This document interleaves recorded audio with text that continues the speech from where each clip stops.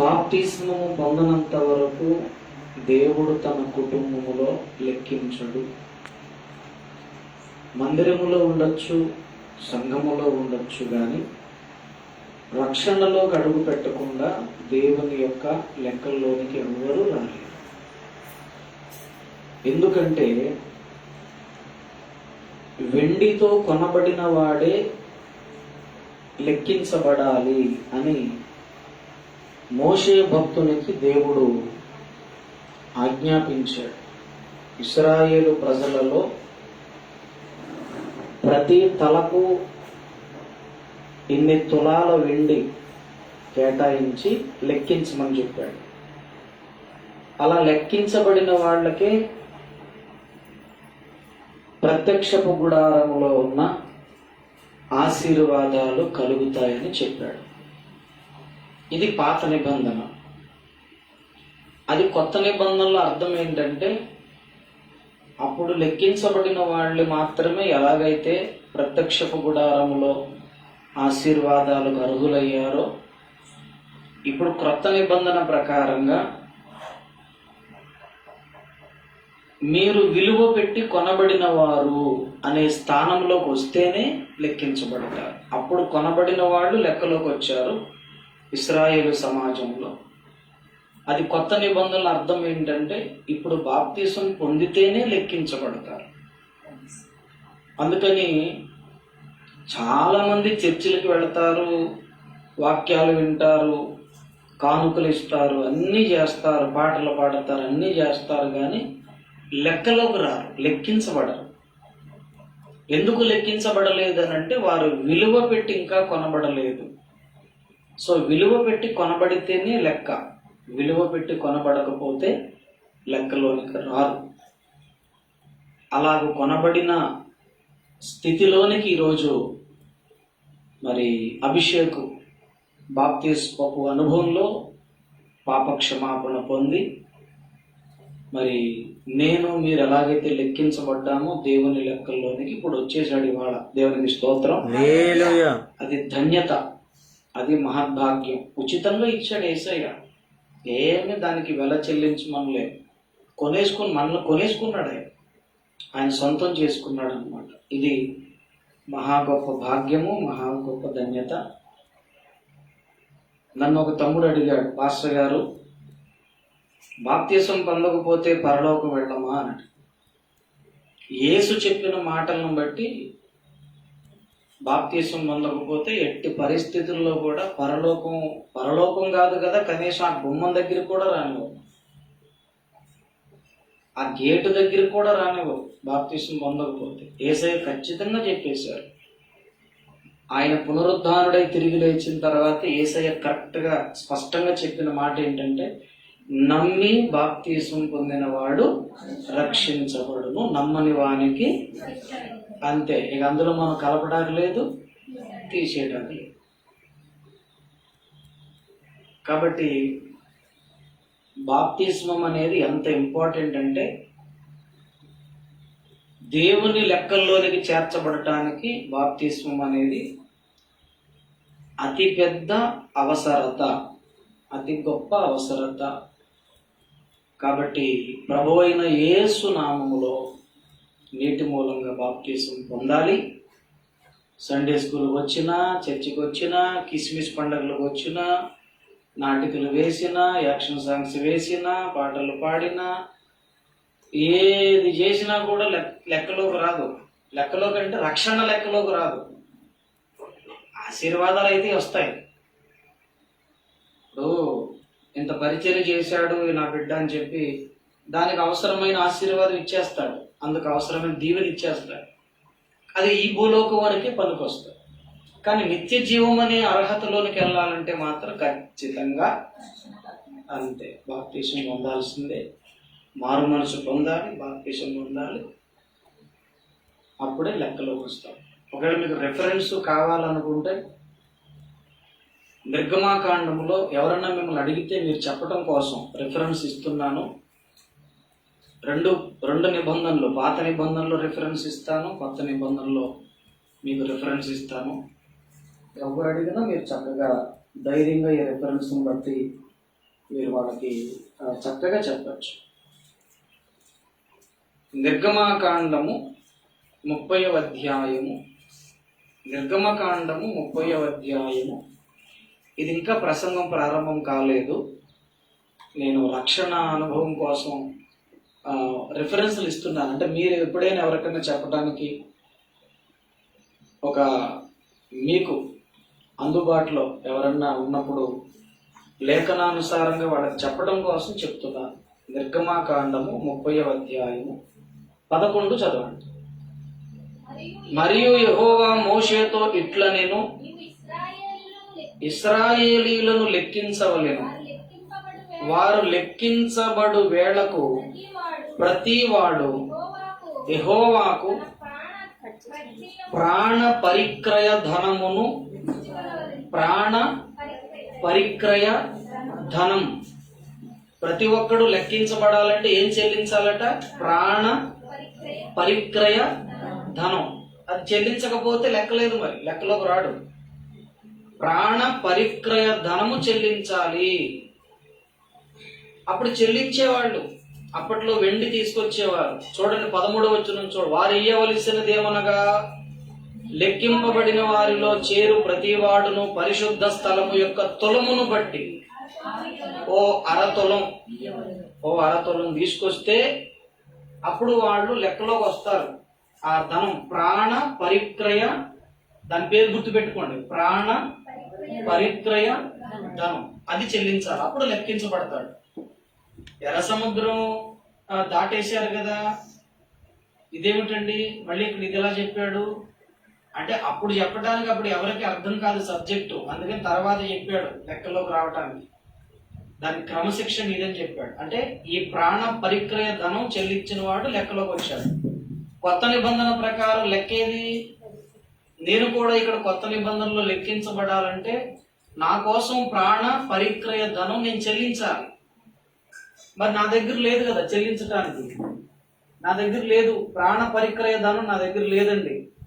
పాత నిబంధన ప్రకారం ఒక అరతులం తీసుకొచ్చి ఇస్తే కుదరదు, రక్తం తీసుకొస్తేనే లెక్కలోకి వస్తాం. ఇక్కడ ప్రాణ పరిక్రయ ధనం అంటే కొత్త నిబంధన ప్రకారం రక్తం తీసుకురావాలి. మరి నా దగ్గర లేదు కదా రక్తం, లేకపోవడం ఏంటి? నా శరీరం ఉంది కదా. అంటే నా రక్తము ఆదాము ద్వారా వచ్చిన రక్తం నాకు, కాబట్టి ఇది పాపపు స్వభావము కలిగిన రక్తం నన్ను విమోచించదు, నాకు రక్షణ ఇవ్వదు. కాబట్టి నేను పరిశుద్ధ రక్తం తేవాలి, నా దగ్గర లేదు కదా. అప్పుడు యేసు ప్రభు ఏం చేశారంటే, నీ ధనము నేనే చెల్లిస్తాను, నీ ప్రాణ పరిక్రయ ధనము నేనే చెల్లిస్తాను. అంటే నువ్వు లెక్కించబడటానికి వెల నేనే కట్టేస్తాను, డబ్బులు నేనే కడతాను అని చెప్పి తన సొంత రక్తము నా కొరకు చిందించాడు. చూడండి, కొరింథీయులకు రాసిన మొదటి పత్రిక 6వ అధ్యాయము 20వ వచనం. 6:20. 1 కొరింథీ 6:20. విలువ పెట్టి కొనబడిన వారు గనుక. మీరెవరంటే విలువ పెట్టి కొనబడిన వారు. అంటే మీకోసం ప్రాణ పరిక్రయ ధనము ఎవరు చెల్లించారు? యేసయ్య. అప్పట్లో పాత నిబంధనలు అక్షరార్థంగా ఎవరు చెల్లించేవారు? ఎవరిది వాళ్లే చెల్లించేవారు. కానీ కొత్త నిబంధన ప్రకారం అరతలం తీసుకొస్తే కుదరదు, రక్తం తేవాలి, పరిశుద్ధ రక్తం. అది నేను తీసుకురాలేను. కాబట్టి యేసు ప్రభువే ఆ రక్తాన్ని నా కొరకు ఇచ్చేశాడు. దేవునికి స్తోత్రం కలుగును. ఇప్పుడు నేను చేయాల్సిన పనుల్లో ఏంటంటే, ఆ లెక్కల్లోకి రావడానికి సిలువను ఆశ్రయించి, సిలువ రక్తాన్ని ఆశ్రయించి, యేసు నామములో నీటి మూలంగా నేను బాప్తిసం తీసుకుంటే ఆ ప్రాణ పరిక్రయ ధనం నా కోసం యేసు చెల్లించినట్లు అన్నమాట. ఆయన హృదయంలో చేర్చుకొని రక్షణ పొందడం. అది మీకు ఎవరన్నా అడిగితే ఎప్పుడైనా చెప్పడం కోసం రిఫరెన్స్లు ఇచ్చాను. మనం ఏది చెప్పినా లేఖనానుసారంగా ఉండాలి కదా, బైబిల్లో ఉంటేనే మనం చెప్పాలి. అందుకని లేఖన ఆధారాల కోసం ఇచ్చాను. మంచిది. ఈ సమయంలో మన ప్రసంగాంశంలోకి వెళదాము. దేవుని వాక్యాన్ని ధ్యానం చేసుకుందాం. వాక్యమును యాకోబుకు తెలియజేసిన వాడని, వాక్యమును యాకోబుకు తెలియజేసిన వాడని, ఏ జనము వీరాగునా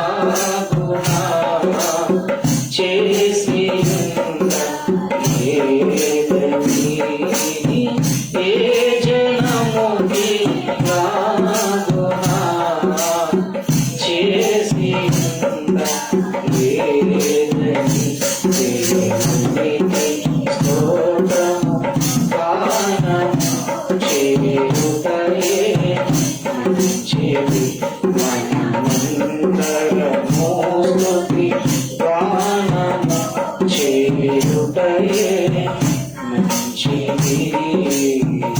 హల్లెలూయా.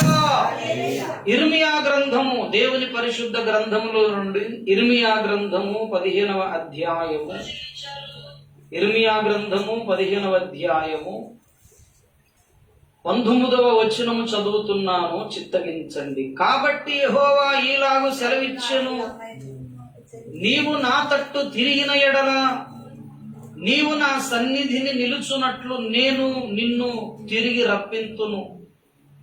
ఏవి నీచములో ఏవి ఘనములో నీవు గుర్తు పట్టిన ఎడల నీవు నా నోటి వలె పొందువు. దేవుడి వాక్యమును మన వెనికిడిలో దీవించునుగాక. ఆమేన్. హల్లెలూయా. ప్రభునందు నాకు అత్యంత ప్రియులారా, ప్రవక్త ఇర్మియా ద్వారా ఒక మహా విశేషమైనటువంటి విషయాన్ని దేవుడు ఇక్కడ తెలియజేస్తూ ఉన్నాడు. ఇర్మియా కూడా మన వంటి ప్రవక్తే, అంటే మన వంటి మానవుడే. మన వంటి ప్రవక్త కాదు, మన వంటి మానవుడు. ఏలియా అంటాడు కదా, నేను నా ఏలియా మన వంటి స్వభావము గలవాడు, యాకోబు పత్రికలో రాశాడు. ఏలియా మన వంటి ప్రవక్తలందరూ కూడా మానవులే కదా, వాళ్ళేం దూతలేం కాదు, పైనుంచి దిగొచ్చిన దూతలు కాదు. వాళ్ళకి కష్టాలు వచ్చినాయి, వాళ్ళకి బాధలు వచ్చినాయి, వాళ్ళకి శ్రమలు వచ్చినాయి, వాళ్ళకి ఎన్నో ఇబ్బందులు, ఎన్నో కష్ట నష్టాలు వాళ్ళకి వచ్చాయి, ప్రవక్తలకు వచ్చాయి. గొప్ప గొప్ప ప్రవక్తలు వాళ్ళు మహా కష్టాలలో, మహా బాధల్లో, మహాశ్రమల్లో వాళ్ళు సహజ సిద్ధంగా మానవులు ఎట్లా మాట్లాడతారో అలాగే వాళ్ళు మాట్లాడేవారు. ఎందుకంటే అంత తట్టుకోలేనన్ని శ్రమలు వాళ్ళకు వచ్చాయి. యోబుకు చాలా కష్టాలు వచ్చినాయి, యోబు చాలా బాధలు పడ్డారు. ఆయన కూడా ఒక మాట బాధతో అనేశాడు, అసలు నేను పుట్టకుండా ఉంటే బాగుండును కదా అన్నాడు. యోబు అనేశాడు. అన్ని కష్టాలలో మరి ఆ మాట అనకుండా ఉంటారండి? ఎన్ని కష్టాలు! ఒకే రోజు 10 మంది పిల్లలు చచ్చిపోయారు, అదే రోజు ఆస్తి పోయింది, అదే రోజు తన జీవితంలో అన్ని నష్టాలు. మరి అన్ని కష్టాలు ఆ మాట అనరా మానవులు? యోబు భక్తుడు అనేశాడు, అసలు నేను పుట్టకుండా ఉంటే బాగుండేది అనేసాడు. అన్ని కష్టాలు పడలేక తర్వాత మళ్ళీ దేవుడు అతన్ని ఆ కష్టాలన్నీ తప్పించి, ఆ బాధలన్నీ తప్పించి రెండంతలుగా దీవించాడు. దేవునికి స్తోత్రం కలుగును. ఏలియా కూడా కష్టాలు వచ్చినాయి, ఏలియా ప్రవక్తకి బాధలు వచ్చినాయి. ఆయనైతే ఏమన్నాడంటే, అయ్య బాబా నేను ఇంకా చచ్చిపోతే బాగుండు, ఈ జీవితం ఇక్కడ చాలు, ఇక్కడతో అయిపోతే ముగించేస్తే బాగుండు అనేసాడు ఆయన. మోషే ప్రవక్త కూడా అలాగే అన్నారు, ఈ జీవితం ఇంత మట్టుకు చాలు నాయన, ఇక నేను బతకడం నాకు ఇష్టం లేదు. ఏమిటి ప్రజల సనుగుళ్ళేంటి, గొనుగుళ్ళేంటి, ఇంత ప్రయాసపడి ఎర్ర సముద్రం దాటించి ఇంత ప్రయాసపడి తీసుకొస్తే ఇక వీళ్ళు నన్ను ఇలా అంటున్నారు నాయనా, నేను ఇంక పడలేను, వీళ్ళ మాటలు పడలేను, నేను చచ్చిపోతానయ్యా అనేసాడు మోషే ప్రవక్త. అలాగే ఇర్మియా ప్రవక్త కూడా తన బాధల్లో, కష్టాల్లో, శ్రమల్లో ఆయన కూడా అలాగే సహజ సిద్ధంగా ఆయన ఒక మాట పలికేశాడు. చూడండి, అక్కడే ఉంది. అదే ఇర్మియా గ్రంథము 15వ అధ్యాయము 18వ వచనం. నా బాధను నా బాధ ఏల ఎడతెగనిదాయను, నా గాయము ఏల ఘోరమైనదాయను, అది స్వస్థత పొందకపోనేలా నిశ్చయముగా నీవు నాకు ఎండమావులో అవుదువా, నిలువని జలముల అవుదువా. నిలబడని నీరు, జలములు అంటే నిలబడని నీరులాగా అయిపోతావా? నా బాధను చూడవా? నా బాధ ఎంత ఘోరమైపోయింది, నా బాధ ఇన్ని కష్టాలా? మనిషి అన్నవాడు ఇన్ని బాధలు పడతాడండి? ఏమిటి ఇన్ని కష్టాలు, ఏంటి ఇన్ని బాధలు? 15వ వచనం, 15 చూడండి. యెహోవా నా శ్రమ నీకే తెలిసి ఉన్నది, నన్ను జ్ఞాపకం చేసుకో, నన్ను దర్శించు, నీవు దీర్ఘశాంతి కలిగిన వాడవై నన్ను కొనిపోకుము, నీ నిమిత్తము నాకు నింద వచ్చుచున్నదని దేవా ఇదిగో ఒక్కసారి చూడయ్యా, ఇన్ని కష్టాలు, ఇన్ని బాధలు, ఇన్ని నిందలు, బాబోయ్ నేను పడలేనయ్యా, ఏంటి ఒక్కసారి చూడయ్యా అని అడుగుతున్నా. అదేంటండి అంత పెద్ద పెద్ద ప్రవక్తలు కదండి అలా అనేశారంటే, వాళ్ళు మానవులే కదండి. మనిషి అన్నవాడు అన్ని కష్టాలు అన్ని బాధలు పడితే అనలేడా అంటాడు. మోషే ప్రవక్త అన్నారు, ఏలియా ప్రవక్త అన్నారు, యోబు దైవజనుడైన యోబు గారు అన్నారు, అలాగే ఇర్మియా గారు కూడా అలాగే అన్నారు. ఆయన ఎన్ని బాధలు పెట్టారండి బాబు, ఎన్ని ఘోరమైన బాధలు పెట్టారు ఇర్మియాని, తట్టుకోలేకపోయాడు. ఒక్కసారి చూడవా, నన్ను ఒక్కసారి చూడవా అన్నాడు. ఒక్కసారి నన్ను చూడయ్యా, నిలువని జలముల్లాగా అయిపోతావా నా విషయంలో, ఏంటి వెళ్ళిపోతావా, నువ్వు ఉండవా? జలములు నిలబడకుండా వెళ్ళిపోయి అనుకోండి ఎలా ఉంటుంది? దాహం తీరుతుందా? నిలబడాలి జలములు. ప్రాజెక్టులు ఎందుకు కడతారు? నిలవ చేయటానికి. నిలువని జలములు అయిపోతావా, నీవు నాకు ఎండమావిలా ఉండిపోతావా? ఎండమావి అంటే తెలుసు కదండి, దూరంగా నీళ్లు ఉన్నట్టు కనబడతాయి. తీరా పరిగెత్తుకుంటూ వెళ్ళామనుకోండి మొత్తం నేల తప్ప ఏముంటుంది. దేవా నువ్వు నాకు ఎండమావిలా ఉంటావా, నిలబడని నీళ్లులాగా అయిపోతావా, ఒక్కసారి చూడవా ఈ బాధలు, కష్టాలు అన్ని బాధలు వచ్చినాయి ఆయనకి. ఆ టైంలో దేవుడు ఈ మాట చెప్పాడు. ఈ ఇర్మియా ఈ ప్రార్థన చేశాక దేవుడు ఆ మాట అన్నాడు. ఏ మాట? మనం ఇందాక చదివాం కదా, దేవుడు కాబట్టి యెహోవా ఈలాగు సెలవిచ్చాను, నువ్వు నా తట్టు తిరిగిన ఎడల నువ్వు నా సన్నిధి నిలుచున్నట్లు నేను నిన్ను తిరిగి నేనున్నా నీతోటి, భయపడద్దు.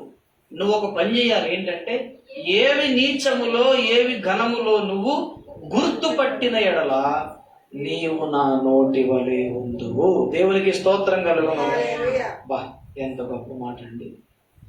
దేవుడు ఈ మాట ఎప్పుడు చెప్పాడంటే, ఈ బాధల్లో, కష్టాల్లో, ఈ శ్రమల్లో, ఈ నిందల్లో, అవమానాల్లో నన్ను ఒక్కసారి చూడవా, నువ్వు ఎండమావిలాగా అయిపోతావా నా విషయంలో అని దేవునికి ఇర్మియా మొర్రపెట్టినప్పుడు అప్పుడు అంటున్న మాట ఇది. అప్పుడు దేవుడు ఇర్మియాకి చెప్పిన మాట ఏంటంటే, నువ్వు ఇర్మియా శ్రమలు కష్టాలు అంటున్నావు కదా, ముందు నువ్వేం చేయాలంటే ఏవి నీచములో ఏవి ఘనములో ఒకసారి గుర్తుపట్టు. ఇక అప్పుడు నువ్వు ఎలా ఉంటావంటే నా నోటిలాగా నువ్వు ఉంటావు. దేవునికి స్తోత్రం కలుగును. క్రైస్తవ విశ్వాస జీవితంలో దేవుని నోరుగా మనం మారిపోవాలి. ఆమేన్. మనం ఎలా మారిపోవాలి? దేవుని నోరు. నీవు నా నోటి వలె ఉందువు, నీవు నా నోరు వలె ఉందువు. ఎప్పుడు ఏవి నీచమైనవో ఏవి ఘనమైనవో గుర్తుపట్టాలి, తేడా తెలియాలి. నీచమైంది ఏంటి, ఘనమైంది ఏంటి.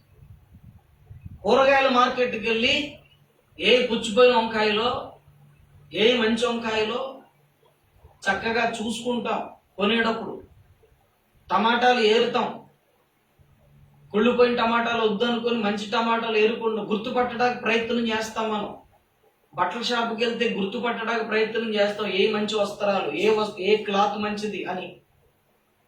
ఎలాగానే ఏ పడితే తీసుకొచ్చే మనం గుర్తుపట్టడానికి ట్రై చేస్తాం, ఏది మంచిగా ఉంది, ఏది మంచిగా ఉంది, ఏది మంచిగా ఉంది, ఏది మంచిగా ఉంది. ఒక ఫ్రూట్ కొనాలన్నా ఏది మంచిదో చూసుకుంటాం, క్వాలిటీ ఏంటో చూసుకుంటాం. దేవుడు అంటున్నాడు, ఆత్మీయ విషయాలలో, ఆత్మీయ ప్రపంచములో, ఆత్మీయ మార్గములో, ఆధ్యాత్మిక జీవితంలో ఏవి నీచమైనవో ఏవి ఘనమైనవో నువ్వు గుర్తుపట్టాలి. అప్పుడు నువ్వేమవుతావంటే నా నోరులాగా నువ్వు అయిపోతావు. దేవునికి స్తోత్రం కాదు. దేవుని నోరు అంటే ఏంటో తెలుసా? దేవుని నోరు అంటే ఏంటంటే దేవుడు ఏది పలికితే అది జరుగుతుంది. దేవుని నోటికున్న శక్తి అది. కలుగునుగాక, అంధకారములో వెలుగు కలుగునుగాక అన్నాడు దేవుడు. కలిగింది. నేను చెప్పుకున్నాను కదా, మనం జ్ఞాపకం చేసుకున్నాం. అంధకారములో ఇప్పుడు నేనంటే కలగదు, కానీ దేవుడు అన్నాడు ఇప్పుడు నేను నా నోరు నీకు ఇచ్చేస్తాను, నువ్వు నా నోటిలాగా అయిపోతావు. అంటే నువ్వు ఏది పలికితే అంత సిద్ధం. నీవు నా నోటి వలె ఉండు, ఎప్పుడు అంటే నీచమైన వాటికి ఘనమైన వాటికి నువ్వు తేడా తెలుసుకో. ఏది నీచమైనది ఏది ఘనమైనదో నీకు తేడా తెలియాలి. ఇర్మియా నీకు తెలుస్తుందా? గుర్తుపట్టగలవా? నువ్వు ఏది నీచమైందో ఏది ఘనమైందో నీకు గుర్తుపట్టగలవా? ఇర్మియా గుర్తుపట్టాడు. తర్వాత ఇర్మియా దేవుని నోరుగా పనిచేశాడు. దేవునికి స్తోత్రం కలుగును. నేను ఏది పలికితది జరిగిపోవాలండి అనే ఆశ మీలో ఎంతమందికి ఉంది? అదే ప్రశ్న మీరు నన్ను అడిగారు అనుకోండి, నేను ముందు చెయ్యెత్తా. ఏది పలికితది జరిగిపోవాలి. నన్ను కొట్టినోడు కాలేజీ పడిపోవాలని నేను అంటే పడిపోద్ది అన్నట్టు అనమాట. వాటి గురించి అని కాదు. దేవుని నోరు అంటే దేవుడు ఎప్పుడు ఏది చెప్పినా మంచిగా చెప్తాడని అర్థం. దేవునికి స్తోత్రం. ఇక దేవుని నోరు అనే సబ్జెక్ట్ లోకి వెళ్తే ఎన్నో విషయాలు ఉంటాయి. మళ్ళీ అదొక పెద్ద సబ్జెక్ట్. పలికిందల్లా జరుగుతుంది అనేది ఒక సబ్జెక్టు. దేవుడు ఏది చెప్పినా మంచి చెప్తాడు అనేది ఒక సబ్జెక్ట్. దేవుడు ఏది చెప్పినా నిజం చెప్తాడు అనేది ఒక సబ్జెక్టు. దేవునికి స్తోత్రం. దేవుడు మాట్లాడితే నువ్వు దేవుని నోరుగా ఉంటావంటే అర్థం ఏంటి? అక్కడ దేవుడు ఎప్పుడు ఏం పలుకుతాడు? సత్యం పలుకుతాడు. అబద్ధమాడుటకు ఆయన మానవుడుగా. కాబట్టి ఇప్పుడు మానవుడు దేవుని నోరు అయిపోవాలనంటే, మానవుడు దేవుని నోరుగా మారిపోవాలంటే ఏవి నీచమైనవో ఏవి ఘనమైన గుర్తుపట్టగలగాలి. ఇంగ్లీష్లో ఈ వచనం ఇంగ్లీష్లో చదివితే వాల్యూస్ అనే మాట వాడారు. వాల్యూస్, విలువలు. ఏది ఘనమైనదో ఏది నీచమైనదో, అంటే ఏది విలువైందో ఏది విలువలేందో నీకు తేడా తెలియాలి. ఆ గ్రహింపు నీకు రావాలి, ఆ తెలివి రావాలి, ఆ గ్రహింపు మనకు రావాలి. ఏది విలువైంది ఏది విలువలేదు. ఇంగ్లీష్ బైబిల్లో ఆ మాట రాశారు, వాల్యూస్. ఘనమైనవి నీచమైన అనే మాట దగ్గర ఏమి రాశారు ఇంగ్లీష్ బైబిల్ అంటే విలువల గురించి రాశారు. వాల్యూస్, నో వాల్యూ అంటే విలువలేనిది ఏంటి, వాల్యూస్ విలువైంది ఏంటి, గ్రేట్ ఏంటి, గొప్పదేంటి, విలువైంది తెలుసుకోవాలా. క్రైస్తవుడికి ఆ పరిపక్వత రావాలి. ఏది నీచమైందో ఏది ఘనమైందో ఏది విలువైందో ఏది విలువలేందో తేడా తెలియాలి. విలువలేని వాటి కొరకు పరుగులు పెట్టకుండా ఉండాలి. మనకు కావలసిన విలువైనవి మనకు కావాలి, వాటి మీద మనం దృష్టి పెట్టాలి. విలువైనవన్నీ ఎక్కడున్నాయో తెలుసా? పైనుండి మనకు అనుగ్రహించబడతాయి. దేవునికి స్తోత్రం కలుగు. విలువైనవన్నీ. అందుకే ప్రతి క్రైస్తవుడి కన్నులు పైన చూడాల. కొలసీ పత్రిక 3వ అధ్యాయము 1వ వచనములో అంటారు పౌలు గారు. కొలసీ పత్రిక 3వ అధ్యాయము 1వ వచనం, మీరు క్రీస్తుతో కూడా లేపబడిన వారైతే పైనున్న వాటిని వెదకండి, అక్కడ క్రీస్తు దేవుని కుడి పార్శ్వమందు అక్కడ కూర్చొని ఉన్నాడు. పైనున్న వాటి మీదనే గాని భూ సంబంధమైన వాటి మీద మనసు పెట్టుకొనకుడి. దేవునికి స్తోత్రం కలుగును. విలువైనవి ఏంటి? పైనున్నాయి, పరసంబంధమైనవి. భూలోకంలో ఉన్న విలువైనవి కాదు. ప్రసంగిలో చెప్పలేదా? వ్యర్థము వ్యర్థము సమస్తము వ్యర్థమని ప్రసంగి చెప్పుచున్నాడు. భూమి కింద ఉన్న సూర్యుని క్రింద జరుగున్నదంతా వ్యర్థం వ్యర్థం వ్యర్థం. మరి విలువైన ఎక్కడ ఉన్నాయి సార్? అక్కడ ఉన్నాయి.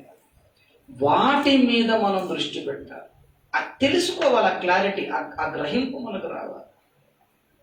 మొదటి రోజు నుంచి ఒకే అంశంలో మనం ప్రయాణం చేస్తున్నాం. గ్రహింపు, గ్రహించుట. దానియేలు గ్రంథమును చదివి గ్రహించెను. గ్రహించలేకపోవటానికి అడ్డుపడేదేంటో నిన్న చెప్పుకున్నాం. ఈరోజు నీవు విలువైనవేంటో విలువలేనివేంటో గ్రహించాలని దేవుడు చెప్తున్నాడు. దేవునికి స్తోత్రం. యేసు ప్రభు దగ్గరికి చాలా మంది వచ్చేవారు. ఒకరోజు యేసు ప్రభు అన్నారు, మీరు నా వెనకాల ఎందుకు వస్తున్నారో నాకు తెలుసు అన్నారు. చెప్పండి చెప్పండి యేసయ్య ఎందుకు వస్తున్నా చెప్పండి అని అంటే, నేను పెట్టే రొట్టెల కోసం వస్తున్నారు అన్నాడు. ఎంత మాట నిలిచాడు యేసయ్య. నేను పెట్టే రొట్టెల కోసం. ఇప్పుడు మీరు నా వెనకాల వస్తున్నారు అనుకోండి, మీరు ఎందుకు వస్తున్నారో నాకు తెలుసు, నేను ఇచ్చే డబ్బుల కోసం కదా అని అన్నాను అనుకో, మళ్ళీ వెనకాల వస్తారా? యేసయ్య అన్న మాట వాళ్ళందరూ విన్నారు, షాక్ అయిపోయారు. మీరందరూ ఎందుకు వస్తున్నారు నాకు తెలుసు, 5 రొట్టెలు 2 చేపలు ఇన్ని వేల మందికి పెట్టానని చూశారు, తిన్నారు, కాబట్టి ఇప్పుడు కూడా పెడతానని వచ్చారు కదా అన్నాడు.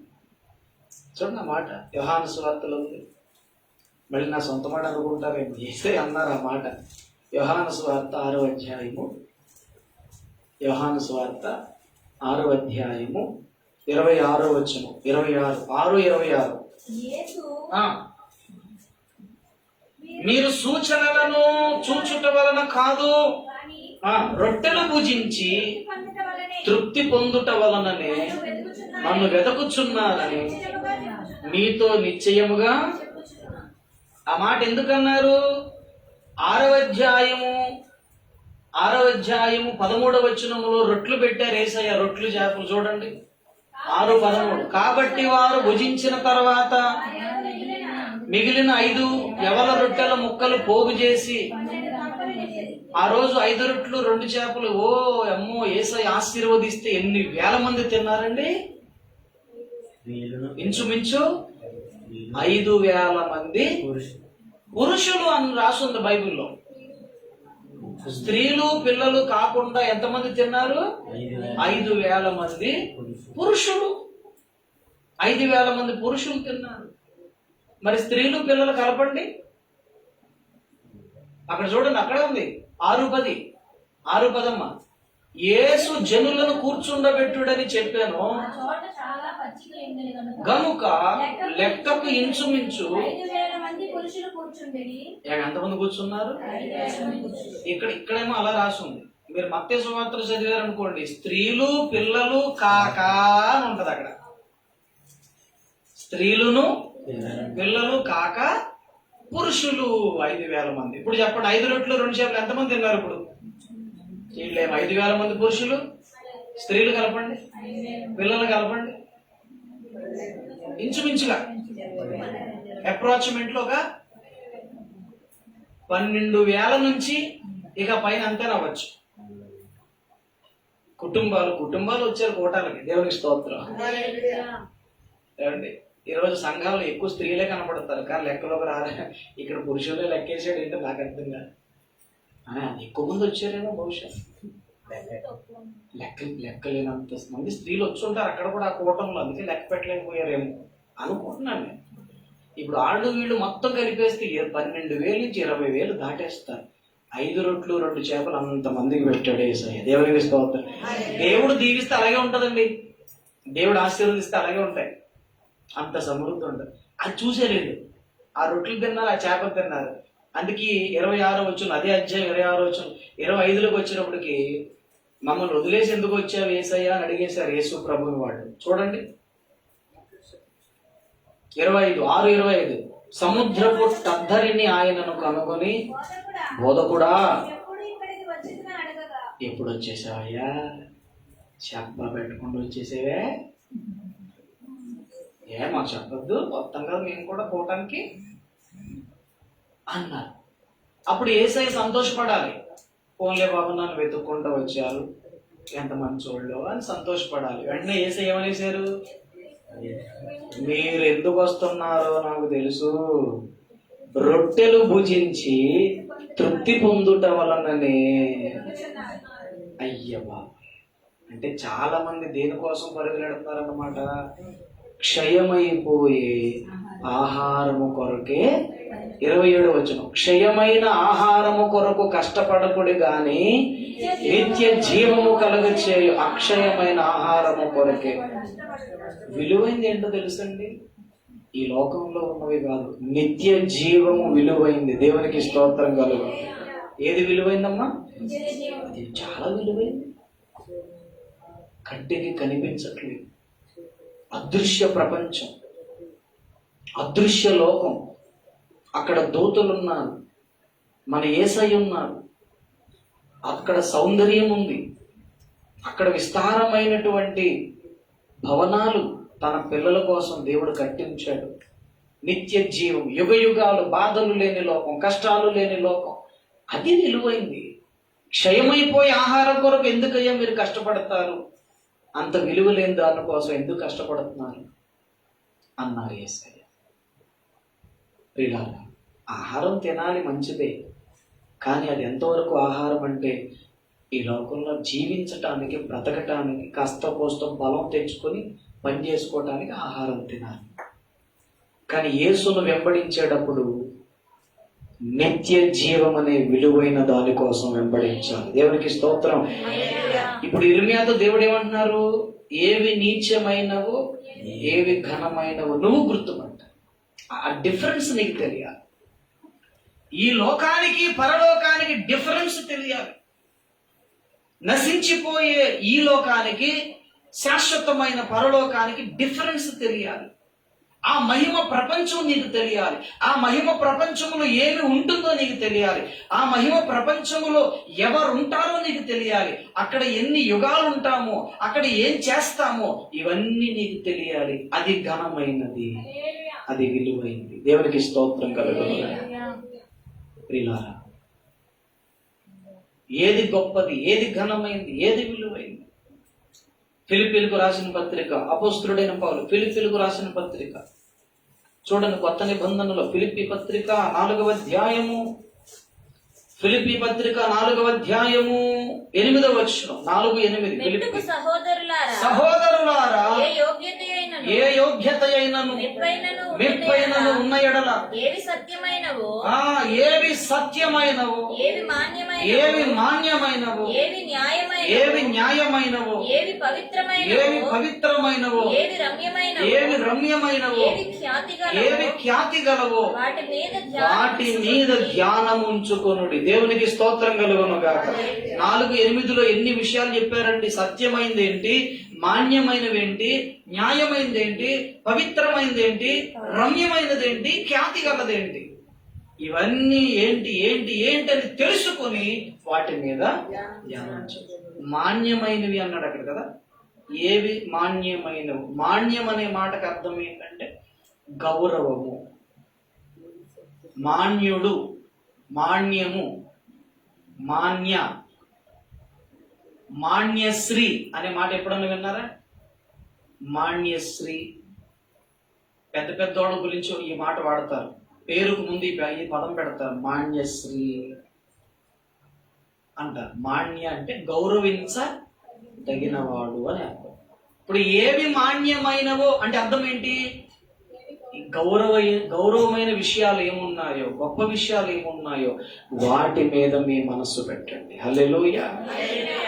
తుచ్చమైన వాటి మీద కాదు.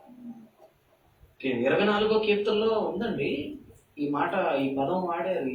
వ్యర్థమైన వాటి మీద మనస్సు పెట్టద్దు అంటారు. చూడండి 24వ కీర్తన చూడండి, 24:4. వ్యర్థమైన దాని యందు మనస్సు పెట్టకయు, కపటముగా ప్రమాణము చేయు. మనసు దేని మీద పెట్టద్దు? వ్యర్థమైన వాటి మీద పెట్టద్దు. విలువ లేని వాటి మీద మనసు పెట్టద్దు. ఏమండి? అగౌరవమైన విషయాల మీద మనసు పెట్టద్దు. ఖ్యాతి లేని విషయాల మీద మనసు పెట్టద్దు. రమ్యమైనవి, ఖ్యాతి కలిగినవి వాటి మీదే మీరు మనస్సు పెట్టండి. దేవునికి స్తోత్రం కలుగుతుంది. ప్రియులారా, రమ్యమైనది ఏంటి? ఇందాక అన్నాను కదా, పరలోకం మీద మనసు పెట్టండి. రమ్యమైనది పరలోకం. పాత పాటలో రాశారండి, ఈ పదం వాడారు. ఎంతో అందమైనది పరలోకము, అసమానమైనది నా దేశము, ఎల్లప్పుడూ విశ్వాసముతో యాత్రను సాగింతును, ఎల్లప్పుడూ విశ్వాసముతో యాత్రను సాగింతును. పరలోకము నా దేశము,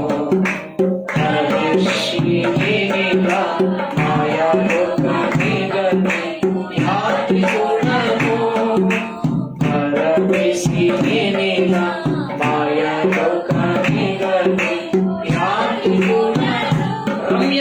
ఘనమైనది, అందమైనది పరలోకం. దాని మీద మనసు పెట్టాలి. ఎప్పుడెప్పుడు వెళ్దామా అని అబ్రహాం గారు ఎదురు చూసేవారంట. అక్కడ ఆ మనసు అంతా అక్కడే ఉండదు ఆయనకి. ఆయన కోటేశ్వరుడు అని అబ్రహాం గారు. హైదరాబాదు, సికింద్రాబాద్ నగరాలు కొనగలిగినంత ఆస్తిపరుడు అబ్రహాం. ఆయన ఆస్తి అంత ఉండేది. కానీ మనసు అంతా ఎక్కడ ఉండేది ఆయనకి? అక్కడికి ఎప్పుడు వెళ్దామా, అక్కడికి ఎప్పుడు వెళ్దామా, అక్కడికి ఎప్పుడు వెళ్దామా. ఈ రోజుల్లో విశ్వాసులు కొంతమంది మనసంతా సాయంత్రం 7 ఎప్పుడు అవుతా, కార్తీక దీపం ఎప్పుడు చూస్తానా, సాయంత్రం ఎప్పుడు అవుతుందా, ఆ నాటికలో నిన్న ఏమైంది, వాడి మనసంతా ఇక్కడే ఉంది. అబ్రహాం గారికి ఇన్ని కోట్ల ధనం ఆస్తి ఉన్నా కూడా ఆయన మనసంతా నిలువరమైన పట్టణం నాకు ఇక్కడ లేదు, ఉండబోయే దాని కొరకు నేను ఎదురు చూస్తున్నాను. దేవునికి స్తోత్రం కలుగును. అబ్రహాము దేని కొరకు ఎదురు చూశారట? పునాదులు గల ఆ పట్టణము కొరకు అబ్రహాము ఎదురు చూచాను. అంత ఆస్తిపరుడికి అక్కడ మనసు పెట్టాల్సిన అవసరం ఏముందండి? ఇక్కడ ఈ భూమి మీద ఇంత ఆస్తి, ఇంత కోటీశ్వరుడు అయినా మనసంతా తీసుకెళ్ళి అక్కడ పెట్టాడు. మరి ఇప్పుడు క్రైస్తవ సమాజం మనసంతా ఎక్కడ పెడుతుందండి? రక్షణ పొందింది దేనికోసం? ఏ విలువల కోసం రక్షణ పొందాము? దేని కొరకు మనం మన జీవితాన్ని ప్రభుకి ఇచ్చాము? మన హృదయాన్ని ప్రభుకి ఇచ్చాము దేని కొరకు? మనసంతా భూమి మీద ఉన్న వాటి మీదే సంచరిస్తా ఉంది నాడు. ఈ తరంలో అయిపోయింది. మనసంతా ఇక్కడే తిరుగుతుంది. నాది నాది నాది నాది అని ఇక్కడే తిరుగుతుంది.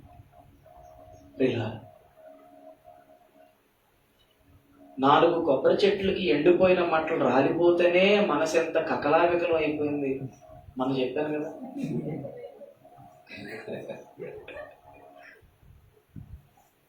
ఎండిపోయిన మట్టలు పక్కింటి వాళ్ళు పొయ్యిలో పెట్టేసుకొని నీళ్లు కాసేసుకున్నారు వాళ్ళు. ఈవిడ బాధపడిపోయి నా ఎండిపోయిన కొబ్బరి మట్టలు తీసేసుకుంటారా అని రోడ్డెక్కి బూతులు తిట్టడం మొదలెట్టు. సీనియర్ విశ్వాస రక్షణ పొంది 30 ఏళ్ళు రక్షణ పొంది ఇంకా వీధిలో ఎవరైనా ప్రభు దగ్గరికి వస్తారా? అయ్యి బాబు ఈవిడ నోట్లో ఉన్నవారు ఎట్ట కూడా ఉన్నాయి. ఎండిపోయింది రాలిపోతుంది కదండి, ఉంటుందా చెట్టుకి ఏమన్నా?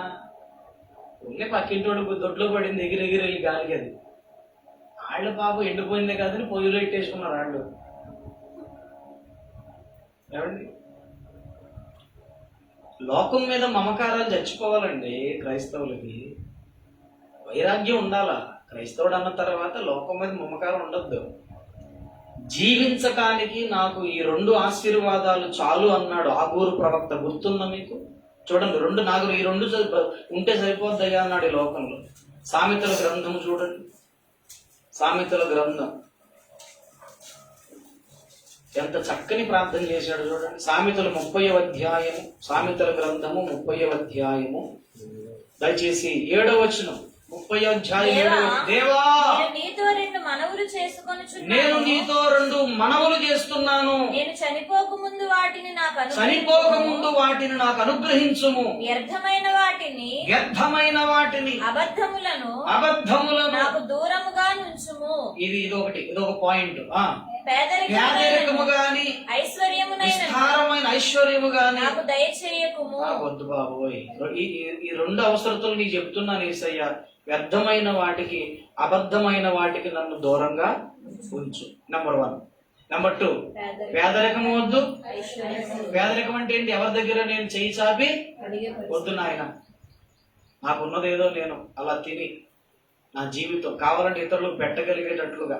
పేదరికం మాత్రం వద్దు. అలాగని మరీ కోటీశ్వరుడు కూడా చేసేయద్దు. ఎందుకంటే పేదవాడిని అయిపోతే దొంగిలించాలనిపిస్తుంది. అలాగని మహాకోటీశ్వరుని అయిపోతే ఇక నా దేవుడు ఎక్కడున్నాడు, యెహోవా ఎవడో దేవుడు ఎవడో అంటాను నేను. బాబా అలాగొద్దు నాయన, అది వద్దు అని ఈ ప్రార్థన చేశాడండి ఆయన. మనసంతా ఆయన మనసంతా దేని మీద ఉందంటే విలువైన వాటిపై పెట్టాడు ఆయన. దేవునికి స్తోత్రం. విలువైన వాటిని మనసు పెట్టాడు. ఆ పైన ఉంది. ఆ విలువైనవి ఏంటో చూడండి. అక్కడ పైన చూడండి, 3వ వచనం, 30వ అధ్యాయం 3వ వచనం. పరిశుద్ధ దేవుని గూర్చిన జ్ఞానము పొందలేదు. అంటే ఏం కావాలని కోరుకుంటున్నాడు ఆయన? దేవుని గూర్చిన జ్ఞానం నాకు కావాలి, పరిశుద్ధ దేవుని గూర్చిన జ్ఞానం నాకు కావాలి, నాకు విలువైనవి కావాలి దేవా. తేడా తెలుసుకున్నాడు ఆయన. ఆయనకు అర్థమైపోయింది ఈ లోకంలో క్రైస్తవుడు ఎలాగైపోవాలంటే, ఈ లోకము మీద మనలను భ్రమపరిచేటువంటి మమకారాల మీద, ఈ లోక సంబంధమైన వాటి మీద తృణప్రాయముగా చూడాలి. వాటన్నిటిని తృణప్రాయముగా చూడాలి. ముత్యాల వ్యాపారి కొడుకండి పౌలు. అపోస్తలుడైన పౌలు ఎవరి కొడుకు? ముత్యాల వ్యాపారం చేసే ఆయన కొడుకు. ఆయన ఊహించండి ఒకసారి, ఎంత కోటీశ్వరుడు. ముత్యాల వ్యాపారం అంటే మాటలేంటండి? ఒక్క ముత్యం దొరకాలంటే సముద్రములో ఆల్చెప్పను తెచ్చుకోవాలి, అక్కడికి వెళ్ళాలి. ఒరిజినల్ ముత్యాలు కావాలంటే ఆల్చెప్పులో ఉంటాయన్నమాట. అక్కడ చక్కని వర్షపు చినుకును తీసుకొని ఈ లోపల దాచుకొని లోపల ముత్యం తయారు చేస్తుంది ఆల్చెప్ప. దాన్ని తెరిస్తే అందులో ముత్యాలు ఉంటాయి. వాటిని అక్కడికి వెళ్ళి తెచ్చి అమ్మితే ఎన్నో కోట్ల రూపాయలు వస్తాయి. అంత విలువైన వ్యాపారం చేసేవారట పౌలు గారు నాన్నగారు. చరిత్రలో ఉంది. అంత కోటీశ్వరుడు కుమారుడు ఏమన్నాడు తెలిసిన పౌలు గారు? సమస్తమును నేను పెంటతో సమానముగా ఎంచుకో. దేవునికి స్తోత్రం కలుగు. ఏమైనా భక్తులు వేరండి. ఈ తరం అంతా ఏదో చూడండి, దీపం మెరుపు మెరుగుమంట ఆరిపోదామా ఉందామా అన్నట్టు ఈ దివిటీలన్నీ ఈ తరంలో అయిపోయింది క్రైస్తవ జీవితాలు. ఎలా ఇది పూర్తిగాను ఎలగదు, అలాగని పూర్తిగా ఆరిపోదు. మెరుపు మెరుపు అలా వెలుగుతారు. ఏసేకి అలా ఇష్టం లేదు. విలువైన వాటి మీద మనస్సు పెట్టి, ఘనమైన వాటి మీద మనస్సు పెట్టి మన క్రైస్తవ జీవితాన్ని మనం కొనసాగించాలి. హల్లెలూయా. చాలాసార్లు ఏదైనా చిన్న బంగారపు వస్తువు కింద ఎక్కడన్నా పడిపోయి పోయిందనుకోండి, ఇల్లు పీకు పందిరేస్తారు కొంతమంది. ఇంతగా ఎంత ఉండదో, ఇంత ఇంత దాన్ని ఏమంటే శీలకి గోలు వేస్తారు. ఏంటమ్మా అంటే బంగారం. బంగారం ఎక్కడుందో, ఎక్కడ పడిపోయిందో మొత్తం అన్ని వెతుక్కుంటూ వచ్చాం. దొరికితే సంతోషం, దొరకకపోతే ఇంకా భోజనం మానేసి ఉపవాసాలు చేసేసి ఇంత చిన్న దాని ప్రియులారా,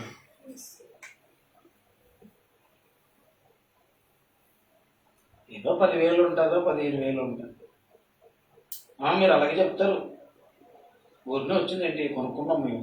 కొనుక్కోలేదు ఎవరన్నారు.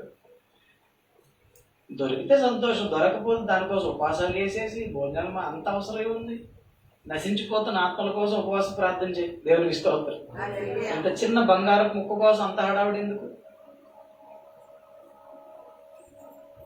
ఒక చోట సమాధి కార్యక్రమం చేశాను నేను. విశ్వాసి చనిపోతే సమాధి తోట నుంచి మళ్ళీ వాళ్ళ ఇంటికి వెళ్ళాను. సరే కనపడి వందనాలు చెప్పి వెళ్ళిపోతాను. అప్పుడు వీళ్ళందరూ స్నానాలు చేసేసి ఉన్నారు. ఆ ఇంట్లోంచి ఒక ఆవిడ బయటకు వస్తా, పాస్టర్ గారు మా పిన్ని గారి చెవి దుద్దులు మర్చిపోయామని మీరేమన్నా చూసారా అంటాను.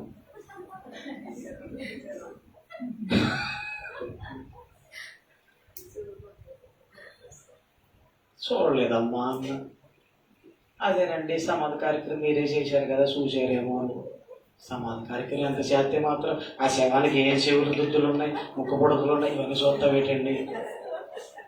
పోనీ ఒక చూసామనుకోండి, చూశారా అంటే సమాధి పెట్టి మూత వేసేటప్పుడు కొంపది చెవులు కానీ పాదిరిగా తీసేసుకున్నాను.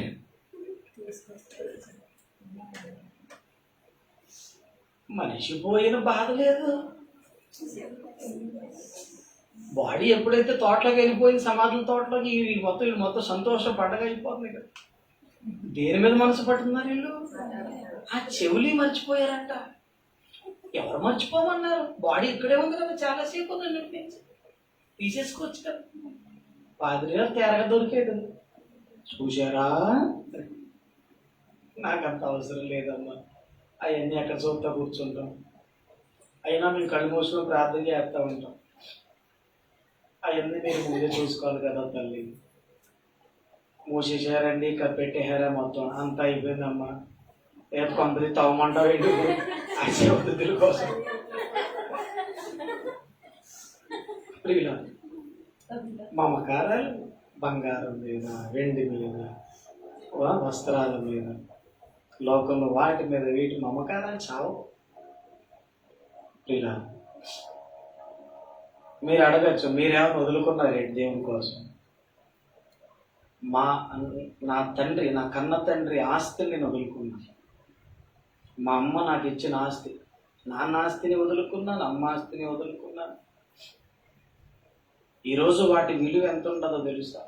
ఈరోజు వాటి విలువంతా ఎంత లెక్కేస్తే కనీసం ఎట్లా లేదని ఈరోజు నేనే ఒక కోటీశ్వరుడు కింద లెక్క.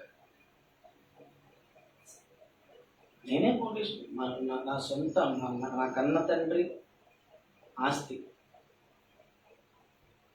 ఒకరోజు వచ్చి, నాన్న సంతకం పెట్టరా, మా చెల్లి అడుగుతుంది, ఆస్తి ఇచ్చేస్తాను అంటే, నాకు మేనత్త, నాన్నగారి చెల్లి మేనత్త అడుగుతుందిరా సంతకం పెట్టినాన్న, నువ్వు వారసుడు కదా. సరే నాన్నగారు. రోడ్డు పక్కన చక్కని బిల్డింగ్ ప్రేమగానే ఇచ్చేసాను. తర్వాత మా అమ్మగారు ఆస్తి సంతకం పెట్టినాన్న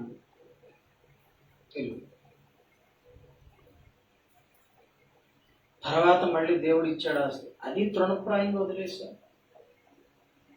70 లక్షలు ఉంటుంది. అవి ఇవి మొత్తం అన్నీ కలుపుకుంటే నేనే పెద్ద కోటీశ్వరు. దేవుడు ఏం వదిలేసి, ఎందుకు వదిలేసావు? ఒకటే, ఎంతకాలం ఉంటాం సార్ ఈ లోకంలో? ఏదో ఉన్నంతకాలం దేవుడు ఇచ్చింది తినడం, ఆయన కొరకు బ్రతకడం. ఆయన పిలిచాడు కదా సేవకి, ఆయన కొరకు బ్రతకడమే కొన్ని ఆత్మలు రక్షణలోకి నడిపించడం, పరలోకి వెళ్ళిపోవడం. దేవునికి స్తోత్రం కలుగు. ఇలా మీకు మీరు ఎవరికి చెప్పకంటే, మైక్లో కూడా చెప్పండి, భయ వెళ్తున్నారు బాగుంది. మన తణుకు పట్టణానికి ఒక 20 కిలోమీటర్ల దూరంలో ఊరుంది. మీకు అందరికీ తెలుసుకుని చెప్పండి. జాతీయంగా అంతర్జాతీయంగా పెద్ద సేవకుడు, ప్రపంచమంతా గుర్తించిన సేవకుడు. సరే, ప్రపంచంలో కాకపోయినా మన దేశం అంతా గుర్తించిన గొప్ప సేవకుడు. కోట్లు కోట్లు సంపాదించేశారు సేవలు, ఆస్తి. ఆయన వయసు అయిపోయింది, చనిపోయారు. చాలా గొప్ప సేవకుడు. ఆయనకి కుమారులు కూతుర్లు కూడా ఉన్నారు.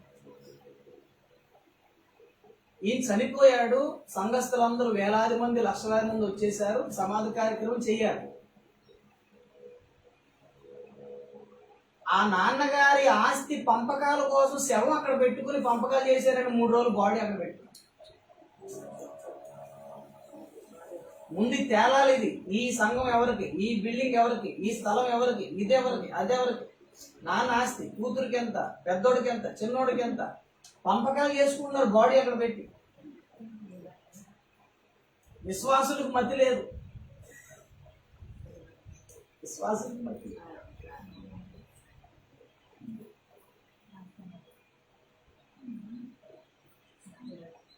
సేవకుడి పిల్లలు వీళ్ళు సేవకులే. ఎందుకే ఇది సమాధి కార్యక్రమం చేసుకొచ్చి తర్వాత మాట్లాడుకోవచ్చు కదా. అందరి ముందు ఎందుకు ఈ పంచాయతీలు? అవమానం కాదా? ఇంతకీ వీళ్ళు సంపాదించింది వీళ్ళు కొట్టుకుంటున్నారు. పైగా సంఘాలు, సేవకులు. ఆస్తి పంపకాలు అయిపోయిన తర్వాత కొంతకాలానికి ఒక ఆయన చచ్చిపోయాడు, కొడుకు. ఏం పట్టుకుపోతాం చెప్పండి? ఒక్క రూపాయి కూడా పట్టుకెళ్తాం. ఎంతమంది పేదవాళ్ళు లేరండి, వాళ్ళకున్న ఆస్తిలో సగం అమ్మేసి చక్కగా జక్కయ్య అంటాడు, నా ఆస్తిలో సగం అన్నట్టు. ఈ దైవజనుడు ఆస్తి ఎంతో ఉందండి, కోట్లు. నేను చెప్పకూడదు, ఇప్పుడు పేర్లు ఎత్తకూడదు.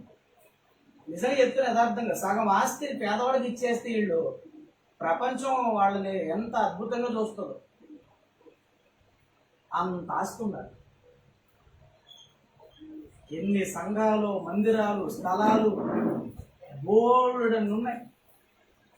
బట్టలు ఎవరైనా ఆరేసుకున్నారు, వర్షం వస్తుంది, పర్లేదు కదా. దేవునికి స్తోత్రం. ఇప్పుడు మీ మైండ్ అంతా ఎవరు ఆ దైవజనుడు, ఇప్పుడు మనసంతా అక్కడికి వెళ్ళిపోతుంది. వెళ్ళిపోద్దు, వదిలేసేది. హల్లెలూయా. అప్పుడప్పుడు విశ్వాసులు అనుకుంటారు, తేల్చడే చెప్తాడు కానీ అట్లు ఇవ్వడం అయిన విషయం అర్థమైతే చాలు. ఇక ఎవరైతే ఏముంది, ఇన్ని కిలోమీటర్లు అన్నా లెక్కేసుకుని, మీరు ఇక్కడి నుంచి లెక్కేసుకుని 20 కిలోమీటర్స్ ఇంకొద్ది ఇంకా అయిపోయింది. ఏది గొడవ మనసంతా దాని మీద పెట్టడం మానేసి, అసలు ఈ తరంలో పౌలులాగా ఎవరన్నా ఆలోచించేవాళ్ళు, పౌలులాగా ఉద్దేశించేవాళ్ళు, పౌలులాగా సేవ చేయాలని అనుకునేవాళ్ళు ఎవరైనా అసలు సేవకుల్లో ఉన్నారంటారా? అసలు ఒకసారి ఆలోచించి. ఆస్తులు కూడబెట్టుకోవటం ఏంటి, ధనాలు పోగేసుకోవటం ఏంటి? విశ్వాసులు కష్టపడి వాళ్ళు కష్టపడి చెమటలు కాల్చి డబ్బులు సంపాదిస్తే వీళ్ళు ఆస్తులు కూడబెట్టుకోవటం ఏంటి? సేవకులు నాకు అర్థం కాదు. I had experience. I'm very practical man. నేను ప్రాక్టికల్గా చెప్తున్నా.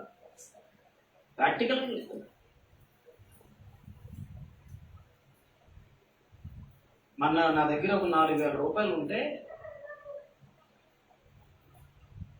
పాస్టర్ గారండి, పాస్టర్ గారు నాన్నగారండి చెప్తున్నా, ఇలాగా సమాధి కార్యక్రమం చేయాలండి, డబ్బులు కావాలి. వెంటనే నా దగ్గర ఉన్న 4,000 రూపాయలు ఇచ్చేసి, ఇంక లేవు నా దగ్గర. అవి నాకు ఎంత అవసరం. కానీ ఇప్పుడు నా అవసరం కంటే అక్కడ వాళ్ళకున్న అవసరం చాలా ముఖ్యమైనది. సమాధి చేయడానికి డబ్బులు లేవు.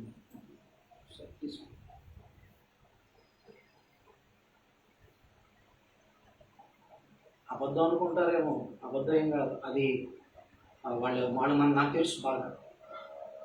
నిజంగానే చనిపోవడం జరిగింది. అక్కడ బాడీ అక్కడ పెట్టి కూర్చున్నా, డబ్బులు లేవంటే వెంటనే 4,000 ఇచ్చేసాను.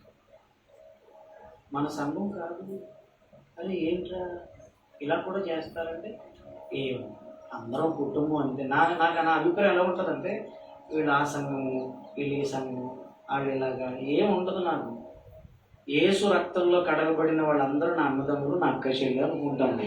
దేవునికి స్తోత్రం. నాకు ఈ భేదాలు ఉండవు నా మనసులో మొదటి నుంచి. ఒక చోట ఒక విశ్వాసి వాళ్ళ సంఘ కాపరి ఊర్లో లేకపోతే, ఆ ఊర్లో లేకపోవడం కాదు, తల్లి చనిపోయింది, సమాధి కార్యక్రమం చేయనన్నారట. మరి అదేంటో నాకు అర్థం కాదు. చేయనన్నారట. పాపం ఆయన ఊరంతా తిరిగి అన్ని సంఘాలకు వెళ్ళి, మా సమాధి కార్యక్రమం మీ పాస్టర్ గారు ఉన్నారు కదా, మేము వచ్చి చేయకూడదని అందరూ ఇతన్ని వద్దనేసారు.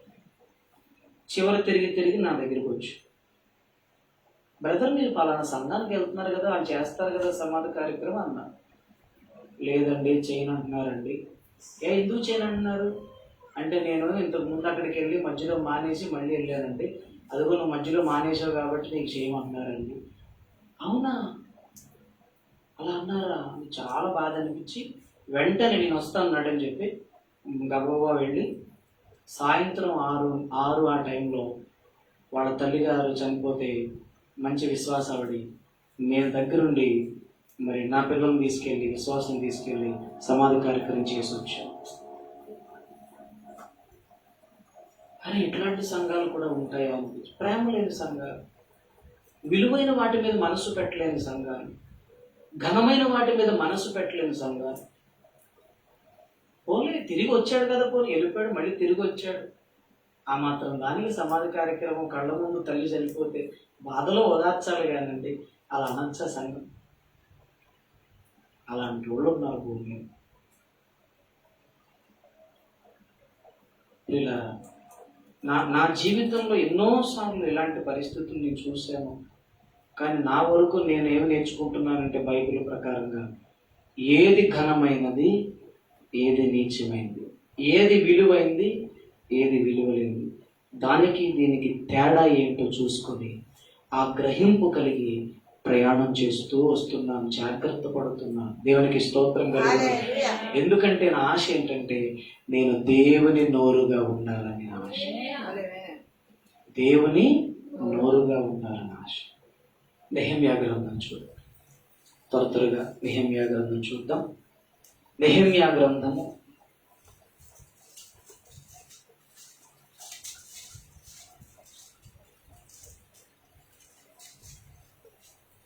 6వ అధ్యాయం. నెహెమ్యా గ్రంథం 6వ అధ్యాయం 3వ వచనం. నేను చేయు పని గొప్పది, దానిని విడిచి మీ యొద్దకు వచ్చుటకై నేనెందుకు ఆ పని ఆపాలి, నేను రాలేనని చెప్పుటకు. ఇక్కడ నెహెమ్యా గారు ఒక మాట అంటున్నారు, నేను చేసే పని గొప్పది. ఏది ఘనమైనదో, ఏది విలువైనదో, ఏ పని గొప్పదో నెహెమ్యా గారికి తెలిసింది. ఆయన గుర్తుపట్టగలిగాడు. దేవునికి స్తోత్రం కలుగును. ఏ పని గొప్పది, ఏ పని గొప్పది అంటే నెహెమ్యా గారిని అడుగుదాం, ఏంటయ్యా మీరు చేసిన గొప్ప పని అని అంటే, దేవుడు ఏర్పరచుకున్న యెరూషలేము పట్టణపు ప్రాకారమును నేను కట్టుతున్నాను. దేవునికి స్తోత్రం కలుగును. కాలిపోయి పడిపోయిన గుమ్మములు మళ్ళీ కొత్త గుమ్మాలు పెట్టి నిలబెట్టి ప్రాకారాన్ని తిట్టపరుస్తున్నాను. ఇది గొప్ప పని నేను చేస్తున్నాను. అక్కడ అందరూ అన్నారు, రా ఇడిచిపెట్టి పని ఇడిచిపెట్టి రా అన్నారు. రాను, ఎందుకంటే నేను చేసే పని ఎందుకు గొప్పది. ఇక్కడ దేవుడు ఏర్పరచుకున్న స్థలం ఇది, దేవుడు ఏర్పరచుకున్న పట్టణం యెరూషలేము పట్టణం. అంత గొప్ప పట్టణం యొక్క ప్రాకారం పడిపోతే ఈ పని వదిలేసి నేను ఎలా వస్తానండి, రాలేదు. నాకు ఈ పని ముఖ్యం అనుకున్నాను. విశ్వాసులందరూ దేవుని పనిని ముఖ్యముగా అనుకోండి, దేవుని సేవను ముఖ్యముగా చూడండి, దేవుని పనిని గొప్పగా చూడండి. దేవునికి స్తోత్రం కదా. దేవుని కొరకు ఏ పనైనా గొప్పదేనండి. ఎందుకో తెలుసా, ఆయన గొప్పవాడు కాబట్టి. గొప్పవాని కోసం ఏది చేసినా గొప్పదే. సువార్త సేవ గొప్ప పని. ఇప్పుడు మనం నెహెమ్యా లాగా ప్రాకారం అక్షరార్థంగా ఈ యెరూషలేము వెళ్ళి గోడ కట్టాలని కాదు. దేవుని సేవ గొప్పది. ఈ తరంలో దేవుని పని గొప్పది. ఈ పని కొరకు మనం పూనుకోవాలి. ఇది విలువైన పని, గొప్ప పని. మీకు విషయం చెప్పనా, సువార్త ప్రకటించకపోతే మనకు శ్రమ కలుగుతుందని బైబిల్లో ఉంది కదండి. కొరింథీ పత్రికలో చదవండి మాట. అయ్యో నేను సువార్త ప్రకటింపకపోయిన ఎడల నాకు శ్రమ అంటారు పౌలు గారు. 9వ అధ్యాయంలో కొరింథీయులకు రాసినటువంటి మొదటి పత్రిక 9:16. నేను సువార్తను ప్రకటించుచున్నను, నాకు అతిశయ కారణము లేదు. సువార్తను ప్రకటింపవలసిన భారము నా మీద మోపబడి ఉన్నది. నేను సువార్తను ప్రకటింపకపోయిన ఎడల అంటే ఈ దృష్టిలో ఏది గొప్ప పని అన్నమాట, సువార్త సేవ. హల్లెలూయా.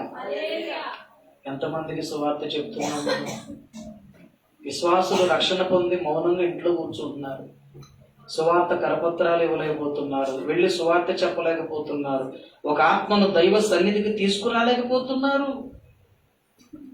మోడు బారిపోయిన విశ్వాసులు. రక్షణ పొంది ఇన్నేళ్ళు అవుతుంది, ఒక ఆత్మను సన్నిధికి తీసుకొని రావాలి, నడిపించాలని భారం రావట్లేదు. పౌలు గారు అంటున్నారు, నేను సువార్త చెప్పకపోతే నాకు శ్రమ, నాకు శ్రమ. నేను ఈ మధ్య ఒక సేవకుడు మైకులో చెప్తుంటే విన్నాను. నేను వాళ్ళ సంఘంలో ఒక యవనస్తురాలు 150 మందిని నడిపించిందంట చర్చికి. దేవునికి స్తోత్రం కదా. ఎంతమందిని? డిగ్రీ చదువుకుంటున్న అమ్మాయి తన స్నేహితులను, తన బంధువులను సన్నిధికి రండి రండి సిస్టర్, రండి ఫ్రెండ్, రా తీసుకెళ్తానని 150 మందిని తీసుకొచ్చింది.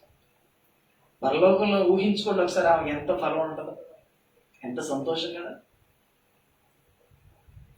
విశ్వాసులు సోమరులు అయిపోయి సువార్తకు వెళ్ళరు, సువార్త పని చేయరు, సాక్ష్యం చెప్పరు. ఒక వ్యక్తి అంజురాల దగ్గరికి వెళ్ళి అంజుడి దగ్గరికి వెళ్ళి ప్రభువు నమ్ముకోమని చెప్పలేరు.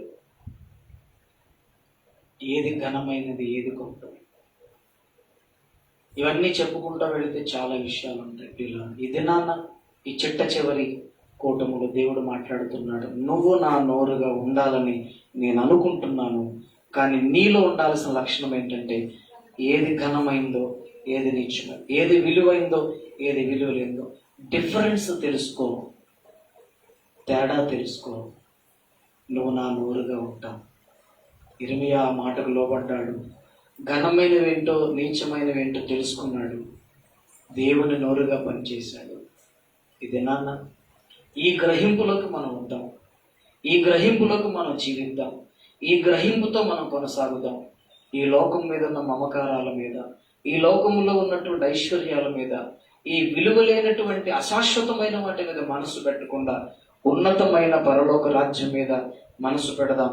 దేవుడు ఒక వచనం గుర్తు చేశాడు, ఆ రిఫరెన్స్ చదివి ప్రార్థన చేద్దాం. కొరింథీయులకు రాసిన 2వ పత్రిక 4వ అధ్యాయము, కొరింథీయులకు రాసిన 2వ పత్రిక 4వ అధ్యాయము దయచేసి 17వ వచనం. 4:17. దృశ్యమైన వాటిని చూడక అదృశ్యమైన వాటినే నిదానించి చూచుచున్నాము గనుక క్షణమాత్రముండు మా చులకని శ్రమ మా కొరకు అంతకంతకు ఎక్కువగా నిత్యమైన మహిమ భారమును కలుగజేయుచున్నది. ఈయన ఏం చూస్తున్నారంట పౌలు గారు? దృశ్యమైన వాటిని చూడక. అదృశ్యం అంటే ఏంటండి? కనిపించని వాటిని ఈయన చూస్తున్నాడు.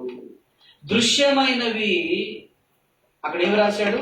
ఎలయనగా దృశ్యమైనవి అనిత్యములు, అదృశ్యమైనవి అంటే కనిపించేవేమో అనిత్యములు అంటే శాశ్వతం కాదు, కనబడనివి శాశ్వతం. వాటిని చూస్తున్నాం మేము, వాటిని చూస్తున్నాం.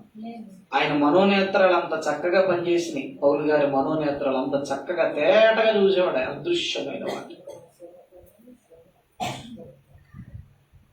ఒకరోజు గెహజీ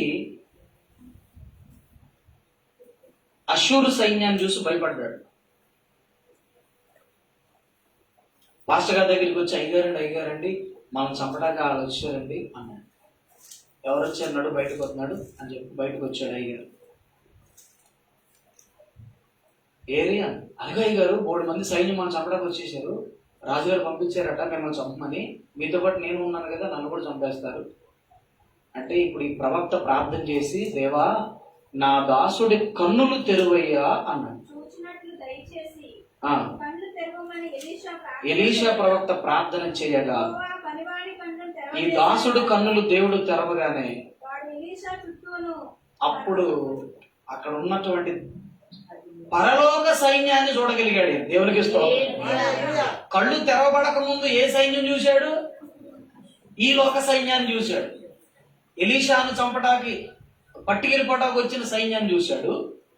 దేవుడు ఈ దాసుడు కన్నులు తెరిచిన తర్వాత పరలోక సైన్యము, కాపాడటానికి వచ్చిన పరలోక సైన్యాన్ని చూశాడు. దేవునికి స్తోత్రం. కళ్ళు వెలిగించబడకపోతే చూడలేమండి అదృశ్యమైన వాటిని. మనం అక్కడే ఉంటది కానీ చూడలేం. మారా నీళ్లు చేదుగా ఉన్నాయి. ఇశ్రాయేలు ప్రజలందరూ అన్ని చుట్టూ చూస్తున్నారు, సణుగుతున్నారు, గొణుగుతున్నారు. దేవుడు అన్నాడు, మోషే ఆ కొమ్మ తెచ్చి ఇక్కడే. దేవునికి స్తోత్రం కలుగును. అప్పుడు అక్కడే ఉంది కొమ్మ. అప్పటి వరకు అందరూ అది చూస్తానే ఉన్నారు, కానీ ఆ కొమ్మ ఇందులో వేస్తే నీళ్లు మధురంగా మారతాయి. ఎవరికి? దేవుడు చెప్పాక అర్థమైంది. అదృశ్యమైనవి చూడండి. దేవునికి స్తోత్రం కలుగును.